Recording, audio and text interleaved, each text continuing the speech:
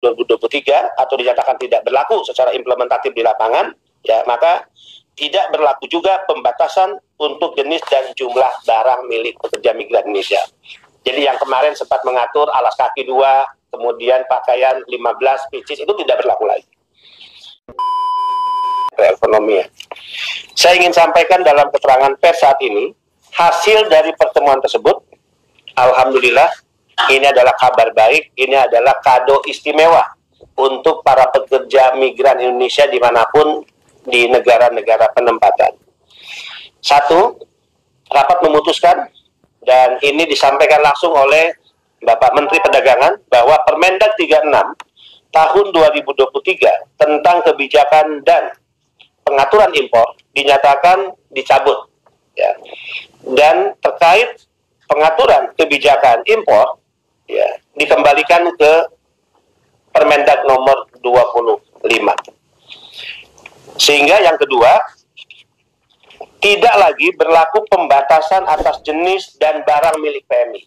Jadi kemarin di Permendag 36 2023 yang mengatur jenis dan jumlah barang, sehingga otomatis dengan dicabutnya atau ya pada posisi di hold Peraturan Menteri Perdagangan nomor 36 tahun 2023 atau dinyatakan tidak berlaku secara implementatif di lapangan, ya maka tidak berlaku juga pembatasan untuk jenis dan jumlah barang milik pekerja migran Indonesia. Jadi yang kemarin sempat mengatur alas kaki 2, kemudian pakaian 15 pieces itu tidak berlaku lagi. Jadi PMI bisa mengirim ya barang sebanyak-banyaknya, sepanjang barang itu tidak masuk kategori barang terlarang, barang yang dikategorikan berbahaya, barang yang dikategorikan menjadi ancaman bagi lingkungan misalnya. Ketiga, rapat juga memutuskan bahwa pembatasan ya, hanya berlaku untuk nilai atau nominal bea masuk barang, yaitu terkait keringanan pajak atau relaksasi pajak sebagaimana diatur oleh PMK atau Peraturan Menteri Keuangan nomor 141 tahun 2023, ya, yaitu Peraturan Menteri Keuangan tentang ketentuan impor barang milik pekerja migran Indonesia, di mana dalam peraturan tersebut, ya, PMI atau barang pekerja migran diberikan relaksasi pajak 1.500 US dollar dalam 1 tahun. Bisa dibagi dalam 3 kali kiriman atau 1 kali pengiriman atau 2 kali pengiriman, ya. Jadi alternatif. Kemudian yang keempat, kelebihan atas barang milik PMI. Nah, jika PMI mengirim barang, tidak lagi ada pembatasan jumlah dan jenisnya. Jadi sepatu tidak lagi dibatasi misalnya 2. Mau ngirim sebanyak-banyaknya itu diserahkan pada PMI.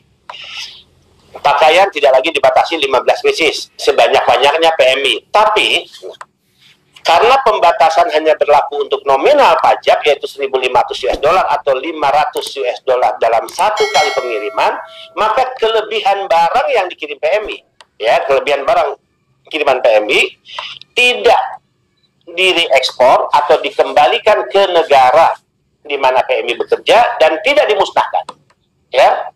Tapi barang tersebut masuk dalam kategori umum yang tentu sebagai kelebihan dari relaksasi pajak dia harus membayar bea masuk, ya.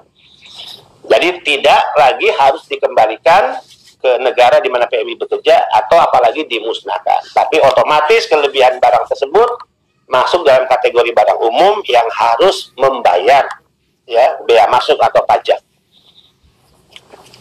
Kelima, rekan-rekan sobat migran, tarif umum kelebihan barang dengan bea.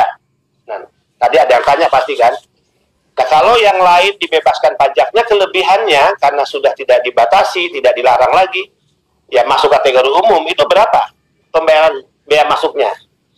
Selama ini ya yang berlaku umum adalah 7,5%, ya, dari total, ya, jumlah barang, ya, dari kelebihan barang, dari harga barang. Nah, khusus untuk PMI, kalau umum kan 7,5% kelebihan barang harus dia bayar bea masuk atau pajaknya. Usulan Pak Menko Perekonomian tadi di strict langsung, ya, di state langsung dalam rapat tersebut, ya, diberikan keringanan kembali sebesar 5% khusus. khusus barang PMI, umum tetap 7,5%. 6. Usulan BP2MI, jadi BP2MI tetap tadi mengusulkan 1.500 US dollar itu tidak cukup, karena kita punya contoh best practice Filipina. Ya, bahkan tadi saya menggunakan bahasa kenapa kita